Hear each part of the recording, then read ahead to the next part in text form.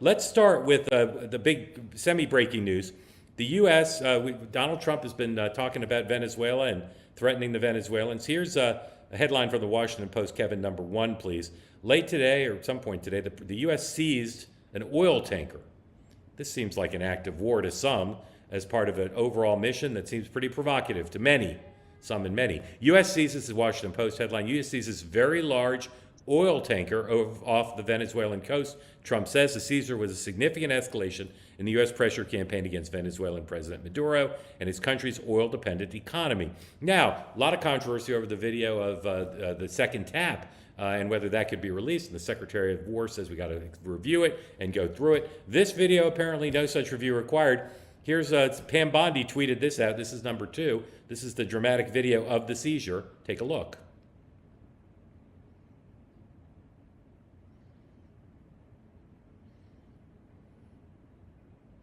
No audio on this thing, so I can talk over it. For those of you listening to the podcast, you're seeing American helicopters hovering over the ship and U.S. forces landing on the deck.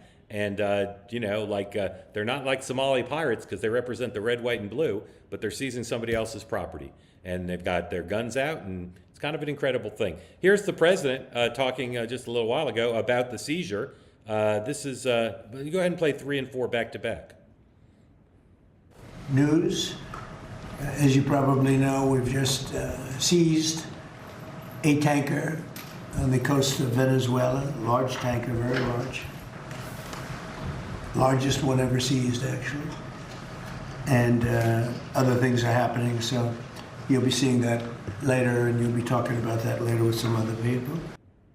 In the seizure of this tanker, what happens to the oil on that ship? Well, we keep it, I guess. Where does it go? What port does it go to? Well, you have to follow the tanker. You know, you're a good newsman. Just follow the tanker. Do you know where it was going? Was it going Follow to it. China? Get a helicopter and follow the tanker. Is it true it's going to But we're Cuba? gonna. I assume we're gonna keep the oil. Todd Ricketts, I don't remember Congress passing an act of war against Venezuela, and I don't remember in reading in my in elementary school in the civics books, if the American president says go seize someone else's tanker, that's fine. What's going on here? You know, I wish I knew more. I think we're all a little bit in the dark at this point as to like what the logic was for taking this, and but I think that we'll have to wait till a few more details come out to explain like what the logic was behind that. Yeah. Okay. So let me ask you a question, and then Brian. Yeah. Let's say Barack Obama was president, and you saw in the news that Barack Obama had seized an oil tanker belonging to another country. Would you be equally, pacific about let's wait for the facts, or might that inspire you a Yeah, I little think so. bit? I've always been a fair-minded person. And I think like if you go back and look at Barack Obama's presidency, there was a lot of things that he did along those lines, whether it be in Syria or other places around the world that were, about defending Americans' interests and the safety of Americans.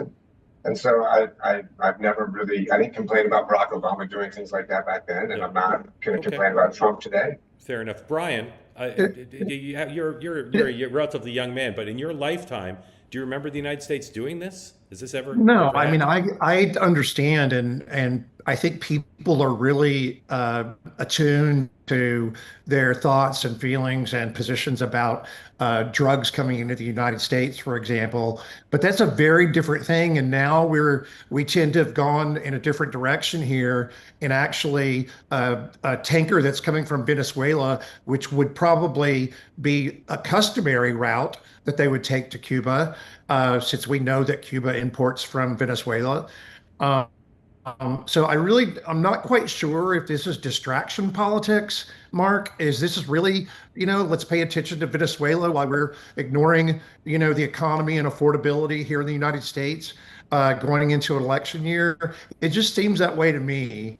I mean, we've always had these sort of, and I will say this in Democratic administrations too, we've had these ploys of distraction.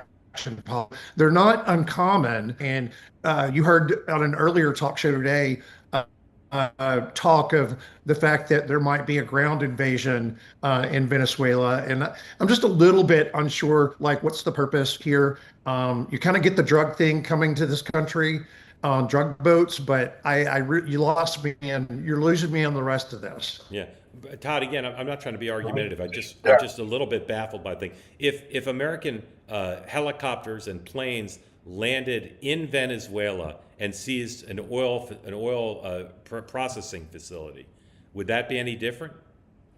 Yeah, well, I mean, I suppose if you're landing on Venezuela proper, I mean, Yeah. you can get into this debate over like what was this ship as actually part of Venezuela or Yeah. whatever that means. But I think like until we have just a little bit more information, because like all we really know right now is the tanker was seized, and there was Yeah. no explanation as far as I've seen. There's no explanation, no details. No, we did this because of. I haven't even seen Understood. anybody from the administration trying to Yeah. explain it. Well, the president's gleeful about it, right? We know that, and we know that the ostensible co-equal branch doesn't seem interested in doing anything about it. Again, I'm not saying I'm opposed to it, and again, Todd, I applaud your caution about let's wait for more information.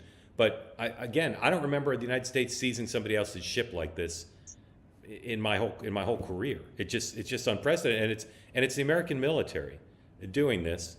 What if one of them had been killed? I don't know. It just seems extra legal to me.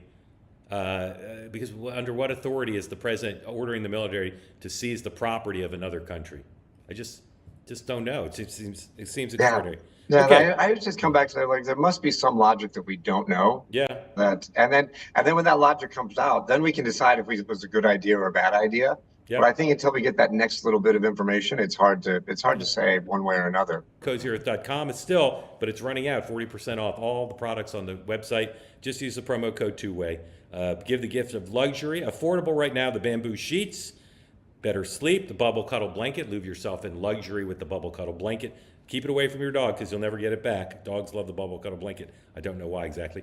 The pants are, of course, epic. And once again, I'll tell you, you can wear the pants anywhere. You can wear them to the beach. You can wear them to a cocktail party. If you're someone who goes to cocktail parties, I don't know anybody like that. Wear them anywhere. They're super comfortable. You can sleep in them because I've done that too. Go to CozyEarth.com right now. Use the promo code two-way to get 40% off. This is ending soon. I can't tell you exactly when it's ending, in 2 days. So go right now, 40% off, CozyEarth.com. Give the gift of comfort that lasts beyond the holidays, carries you well into the new year in a cozy fashion. Again, CozyEarth.com, promo code two-way. They say that something that's easy is like a walk in the park. Well, easier than a walk in the park, hit the subscribe button, be part of the two-way community, never miss an episode, be part of our conversations. Thank you for your service to America. And don't forget, you can now listen to the morning meeting and two-way tonight on Apple, Spotify, or wherever you get your podcasts.